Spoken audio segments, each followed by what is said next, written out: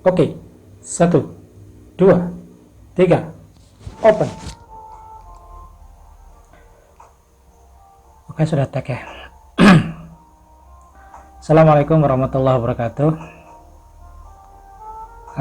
Selamat malam sahabatku semua dan kawan-kawan. Ini syutingnya malam ya, waktu di jam saya sih sudah menunjukkan jam 12.47, jadi setengah 1:17. Sudah pagi juga, ini sudah menjelang pagi.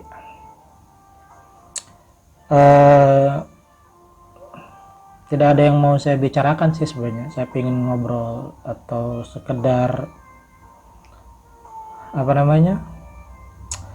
bincang-bincang yang nggak penting gitu, karena saya nggak bisa tidur ya, saya terpaksa syuting lah ya. Bikin konten YouTube. Tapi saya coba ingin menyikapi atau menyoroti kondisi bangsa kita gitu ya, yang sebagaimana kita ketahui memang saat ini sedang mengalami kondisi pandemik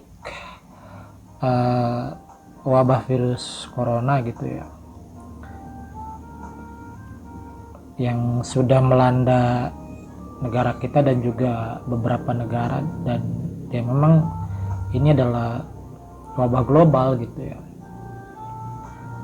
Dimulai dari Wuhan, kemudian menyebar, dan akhirnya kemudian bulan Maret sekitar berapa gitu ya, pemerintah mengeluarkan edaran tentang kondisi luar biasa. Awalnya cuma 14 hari waktu itu, bulan Maret awal, tanggal 14 atau tanggal 16 Maret kalau nggak salah, ketika ada warga negara yang terkena virus, kemudian ternyata virus berkembang, bermunculan warga yang dinyatakan positif. Akhirnya pemerintah kemudian melakukan himbauan, dan praktis aktivitas yang tadinya aktif kemudian ya berkurang gitu ya. Sekolah diliburkan, kemudian kampus juga sama, harus belajar di rumah gitu ya. Masyarakat pun diimbau untuk tidak melakukan aktivitas di luar. Pemerintah kemudian melakukan himbauan social distancing gitu ya. Itu awalnya cuma 14 hari, tapi kemudian ternyata wabah virus ini bukan makin berkurang, tapi kemudian malah makin masif gitu ya. Mohon maaf kalau bahasa saya masif gitu ya, bukan bertendensi untuk meningkatkan rasa takut masyarakat atau meningkatkan kecemasan kita. Tapi memang pada faktanya kan warga yang dinyatakan positif itu data terakhir sudah mencapai 1.900 lebih gitu ya, kalau tidak salah. Itu yang positif. Kemudian yang meninggal juga sudah ada beberapa gitu ya, sudah puluhan lah gitu ya, dan yang sembuh juga ada yang dinyatakan sembuh gitu ya. Ya memang jujur sih kita masyarakat, dengan dijejali informasi di media sosial, kemudian di media elektronik, di grup-grup WhatsApp gitu ya, entah itu fakta atau hoax, ya masyarakat jadi semakin kondisi kejiwaannya jadi semakin dalam kondisi yang kurang baik gitu ya. Ya bahasanya bahasa tepatnya gitu untuk psikologi itu ya barangkali mungkin kondisi kejiwaan masyarakat yang dalam kondisi tidak baik lah gitu ya, ada tendensi tidak nyaman gitu ya dengan kondisi wabah sekarang ya, ya memang itu faktanya gitu ya. Fakta ketika di awal kita cuma diinformasikan cuma 2 orang, jadi bertambah, informasi berseliweran di sosial media, di media cetak, dan itu diakses setiap hari oleh masyarakat. Jadi masyarakat mengalami kondisi panik gitu ya, kondisi stres gitu. Mohon maaf mohon maaf lagi kalau tendensi bahasanya juga kurang bagus gitu ya, maksudnya kurang secara ini kurang bagus untuk disampaikan, tetapi memang masyarakat kondisi psikologisnya sebagian ya, saya katakan sebagian sih, tidak secara mayoritas Indonesia kondisinya sama, tidak. Tapi untuk wilayah yang memang ya masyarakat heterogen itu kondisi kejiwaan psikologis masyarakat ya kondisinya tidak terlalu baik gitu. Artinya masyarakat mengalami kondisi yang ya paranoid sebagainya ya. Karena apa ya? Karena banyaknya informasi yang diserap gitu terkait dengan kondisi pandemik ini. Entah itu kondisinya positif, maksudnya berita yang positif atau apa ya? Hoax dan sebagainya yang bersebaran itu akhirnya meningkatkan ya kecemasan gitu, kecemasan, banyak informasi yang mungkin salah diterima, akhirnya kemudian timbullah mekanisme pertahanan diri kita. Ketika rasa cemas meningkat kan kemudian tingkat stres juga ya makin meningkat gitu ya.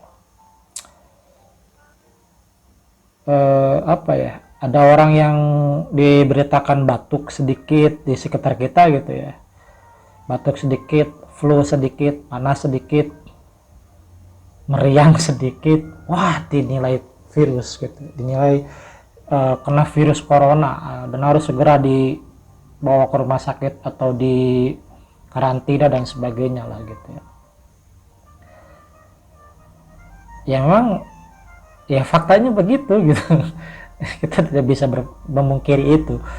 Tapi ada kasus di apa ya, di daerah saya itu di Rangkas Bitung gitu ya, ada masyarakat yang apa ya, pulang dari Jakarta sakit beberapa hari di rumahnya, kemudian dibawa ke rumah sakit, sudah sampai di rumah sakit dirawat beberapa hari meninggal, kemudian wah langsung viral di grup WhatsApp dan sebagainya, dari mulut ke mulut mungkin dinilai meninggal karena virus corona, dan akhirnya kemudian apa, rumahnya didesinfektan, disterilisasi lah gitu ya, wah dijauhi warga mungkin orangnya ya, akhirnya ya begitulah gitu ya. Ya itu informasi yang saya terima sih, mudah-mudahan sih tidak benar gitu, tidak benar faktanya gitu ya, namanya apa ya, informasi yang berseliweran kan begitu, bisa hoax bisa tidak gitu. Tapi walaupun itu ya, tapi memang itu memperlihatkan kondisi psikologis masyarakat kita. Bahkan di kampung saya di Curug Bitung juga di satu tempat, di satu daerah di kecamatan saya di Curug Bitung itu ada tempat di mana ada warga yang pulang dari Jakarta sakit, kemudian pihak kesehatan masyarakat datang mengecek dan akhirnya dinyatakan sakit, dibawa ke rumah sakit. Tapi kan yang timbul di masyarakat adalah wah si Anu itu kena COVID-19 positif, dan itu berseliweran di broadcast WhatsApp. Saya pun dapat WhatsApp ya, gitu. Itu kan membuktikan bahwa kondisi masyarakat kita yang ya belum tentu dinyatakan COVID, tapi akhirnya kemudian berpretensi atau bertendensi atau berprasangka wah ini COVID-19 gitu. Sehingga akhirnya kan menimbulkan kecemasan gitu, kecemasan baru di masyarakat. Menyikapi fakta kondisi apa namanya, angka atau jumlah warga yang dinyatakan positif terkena virus corona yang secara resmi gitu ya dinyatakan oleh pihak medis makin bertambah gitu, dan akhirnya kondisi luar biasa yang tadinya di awal cuma 14 hari bertambah gitu ya, sehingga kita diperintahkan atau diimbau oleh pemerintah sebagai pemerintah kita yang memang punya kewajiban melindungi warganya, ya warganya sudahlah tinggal di rumah aja sampai wabah ini berakhir gitu, atau bahasa kerennya stay at home gitu ya. Siswa belajar di rumah gitu ya. Pegawai-pegawai pemerintahan, pegawai negara, ASN pun sama. Di awal-awal mungkin masih bisa ke kantor, hanya cuma mungkin waktunya yang terbatas. Tapi kemudian sekarang karena full di rumah, work from home gitu ya, WFH gitu ya. Ya akhirnya produktivitas yang terjadi di kantor makin berkurang, pindah ke rumah gitu. Belajar di rumah, siswa harus belajar menggunakan daring dan sebagainya, online dan sebagainya. Kembali lagi kepada kewajiban pemerintah yang melindungi warganya. Salah satunya ya masyarakat harus tinggal di rumah, dan memang itu konsep yang tepat sebenarnya gitu. Dalam agama saya juga kan disampaikan, ketika di suatu negara, di suatu wilayah, di suatu tempat, di suatu kampung terjadi wabah, maka yang di dalam kampung tidak boleh keluar, tidak boleh pergi gitu ya, tetap tinggal di rumah gitu. Yang dari luar wilayah pun tidak boleh masuk ke tempat yang ada wabah itu gitu. Atau karantina lah ya, seperti itu, karantina wilayah. Atau pemerintah harus punya kebijakan agar penyebaran virus ini tidak masif gitu ya, menyebar, maka dilakukanlah apa yang disebut dengan pembatasan wilayah, lockdown atau apalah gitu ya, istilahnya yang tepat. Saya tidak mau berdiskusi tentang masalah istilah karena bisa saja pemahamannya berbeda. Tetapi kan yang sekarang ditrendingkan di media kan lockdown gitu, batasan wilayah dan sebagainya. Dan di ibu kota sendiri, di DKI juga, kalau tidak salah berdasarkan informasi sudah menetapkan PSBB. Jadi pembatasan secara berskala besar gitu. Atau saya nggak tahu ya PSBB atau apa, nanti bisa dicek lah. Yang saja PSBB, di mana Jakarta sebagai wilayah yang zona merah penyebaran virus COVID ini, di aksesnya ditutup atau diapalah gitu ya. Di mana dari luar Jakarta tidak boleh masuk, dari Jakarta juga dibatasi untuk keluar. Gitu. Sehingga disebar juga aparat dan sebagainya untuk memeriksa pendatang atau yang akan keluar. Bahkan mudik juga dilarang gitu ya, dihindarkanlah untuk, atau dihindarilah gitu untuk mudik, bisa bermasalah atau kalau orang itu terkena virus gitu. Kalaupun memang harus mudik, dan di daerah setempat pun dianjurkan untuk tidak langsung berinteraksi dengan masyarakat, tapi berkarantina dulu atau mengkarantina diri sendiri dulu, self quarantine gitu ya, selama 14 hari. Kenapa harus 14 hari gitu ya? Ya nanti itu untuk medis lah, kenapa 14 hari dijelaskan nanti seperti apa. Kemudian juga Jakarta itu kalau nggak salah menerapkan PSBB itu Jumat besok ya, tanggal 10. Jumat besok tanggal 10 itu ditetapkan oleh pemerintah daerah, dan pemerintah daerah pun sudah menjamin kehidupan warganya gitu ya, tentunya dengan kalkulasi sekian, dengan anggaran dan budget sekian, dan mungkin hanya beberapa warga saja yang, atau hanya warga-warga yang tertentu saja yang memenuhi syarat untuk mendapatkan akomodasi dari pemerintah DKI. Dan kalau nggak salah sih beberapa daerah juga yang lain akan mengikuti gitu ya, seperti Bogor, Depok, Bekasi, kalau nggak salah pemerintahan Jawa Barat juga akan melakukan hal yang sama dengan DKI. Tapi saya tidak tahu pastinya gitu. Mungkin juga di daerah lain akan mengikuti hal yang sama.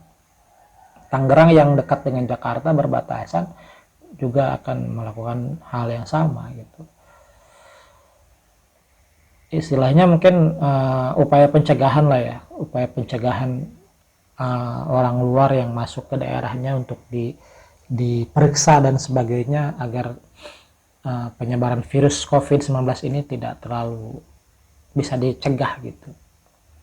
Di daerah saya sendiri di Kabupaten Lebak atau di Rangkas Bitung, Bupati Lebak juga sudah mengeluarkan surat edaran di mana di beberapa titik masuk ke Kabupaten Lebak itu diamankan gitu. Dan itu juga salah satu upaya pencegahan gitu ya, salah satu upaya pencegahan penyebaran virus ini. Teman-teman kan semua mungkin teman-teman berpikir bahwa kapan ya wabah ini segera berakhir. Kita tidak pernah tahu kapannya gitu. Ya memang kita tidak pernah tahu kapannya. Walaupun ada analisis puncak wabah sekitar bulan April, ada yang bilang puncak wabah bulan Mei berakhir dan sebagainya. Kita tidak pernah tahu. Apalagi kita saat ini juga kan sedang mau menghadapi bulan suci Ramadan gitu ya. Mungkin teman-teman atau sahabatku semuanya di bulan Ramadan itu masa-masa yang mungkin menyenangkan kali ya. Kita bisa ngabuburit gitu ya, kemudian membangunkan sahur dengan berkeliling kampung dan sebagainya sambil membunyikan bunyi-bunyian yang memang khas gitu, khas Ramadan gitu di Indonesia seperti itu. Tapi di saat COVID-19 ini, kondisi pandemik, saya kira hal-hal seperti itu mungkin untuk saat ini tidak bisa dilakukan dulu gitu ya. Ya mau gimana lagi gitu. Bahkan Kementerian Agama sendiri juga sudah memberikan surat edaran tentang protokol kegiatan ibadah di bulan Ramadan, di mana sholat taraweh, kemudian buka bersama, pokoknya ibadah Ramadan lah ya, itu tidak boleh dilakukan dengan mendatangkan kerumunan massa gitu ya, atau di tempat keramaian. Itu untuk wilayah yang memang kategorinya pandemik, kategorinya zona merah, atau di daerah-daerah juga yang memang mungkin dikhawatirkan terjadi pencemaran virus, penyebaran virus corona tersebut gitu ya. Karena kan ada di suatu tempat yang masyarakatnya heterogen, bolak-balik tidak tahu kemana, yaitu biasanya juga dikhawatirkan terjadi penyebaran. Kembali lagi pada kondisi masyarakat kita yang memang secara psikologis kurang baik gitu ya, kurang dalam level yang kurang bagus lah ya. Mungkin di beberapa tempat tertentu karena mungkin akses media, akses berita dan tidak terlalu banyak diserap gitu ya. Ya di tempatnya biasa-biasa aja gitu ya. Tidak terlalu wow gitu ya. Mungkin mereka tahu tentang virus corona atau tentang wabah virus ini, tapi biasa aja gitu. Tidak terlalu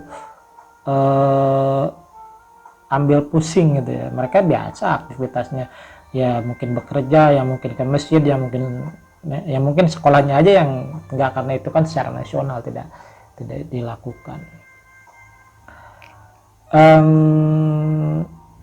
Karena saya lihat di beberapa tempat ya biasa aja gitu, nggak terlalu heboh gitu. Sholat berjamaah masih berjalan, dan memang secara protokol memang di beberapa tempat yang memang kondisinya tidak terlalu heterogen, artinya tidak banyak orang asing bolak-balik kampung, itu silahkan melakukan hal seperti biasa, tapi upaya pencegahannya tetap harus dilakukan gitu. sesuai dengan protokol yang dikeluarkan oleh daerah setempat gitu. Tetapi dengan kondisi pandemi yang sudah saat ini sudah sangat lama, sudah sangat banyak kasus-kasusnya, akhirnya di beberapa daerah pun sudah mulai waspada gitu.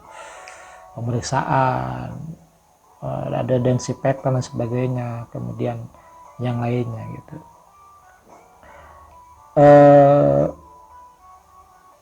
Teman-teman semua, saya kira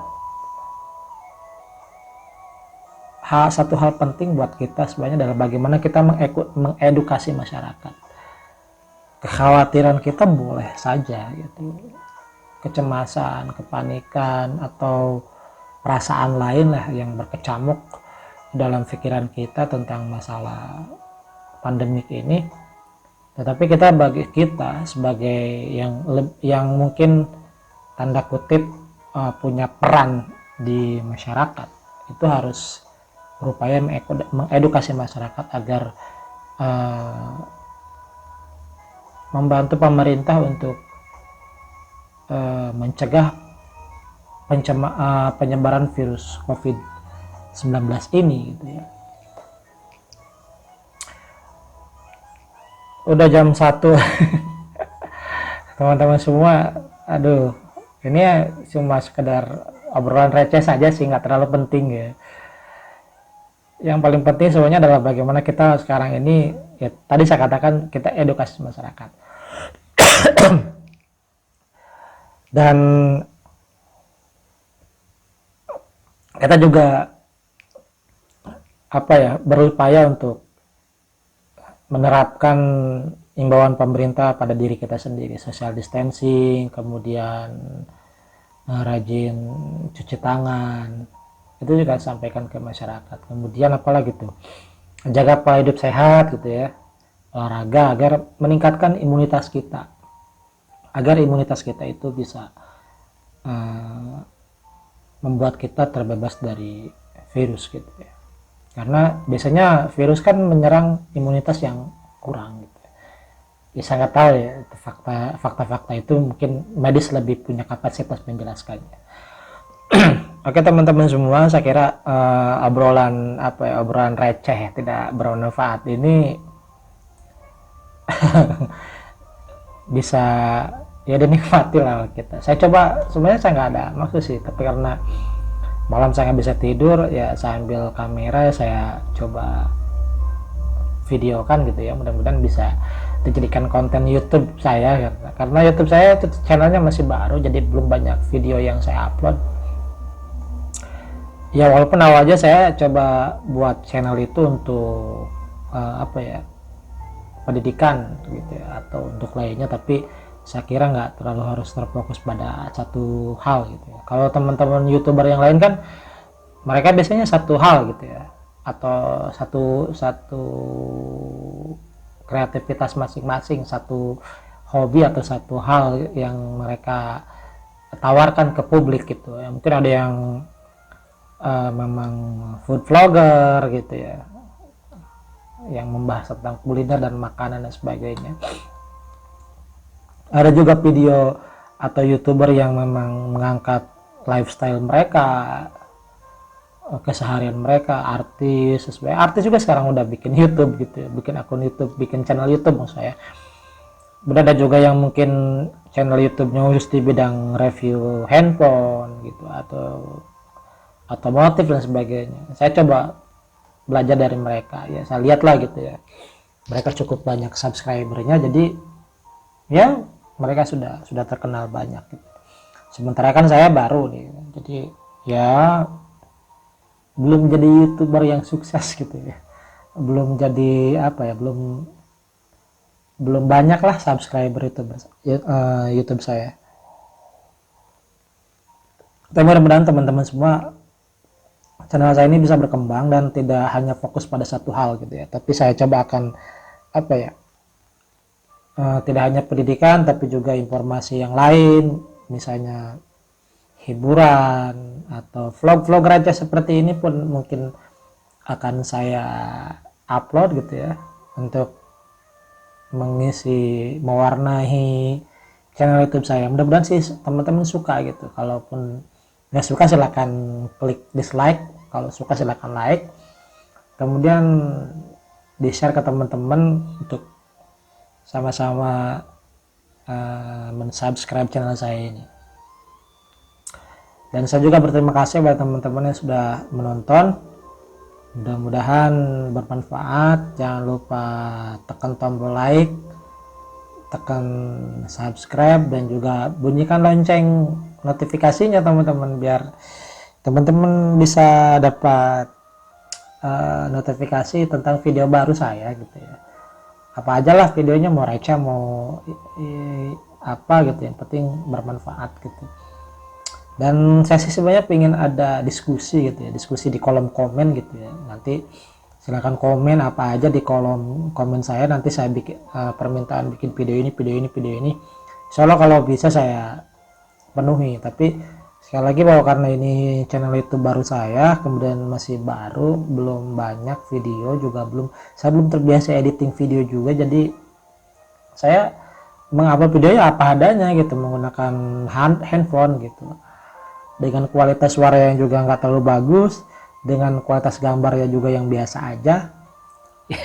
Ya begitulah gitu ya. Mudah-mudahan kalau saya punya rezeki, saya mau bikin lebih bagus gitu ya videonya, kualitas gambarnya, kualitas suaranya juga saya perbaiki lah insyaallah gitu, mudah-mudahan. Oke teman-teman, sudah malam nih, sudah menunjukkan jam 1:13, jadi sudah panjang benar, setengah jam ya saya bicara, 30 menit. Tapi pembicaraan 30 menit yang receh gitu ya, yang nggak ada apa-apanya, yang ya nggak bermanfaat gitu ya, cuma membicarakan kondisi yang sebenarnya semua orang sudah tahu gitu. Tapi begitulah ya, mudah-mudahan ini bisa bermanfaat buat teman-teman semua, dan terima kasih sudah menonton. Assalamualaikum warahmatullahi wabarakatuh. Ngantuk juga ya, udah malam sih.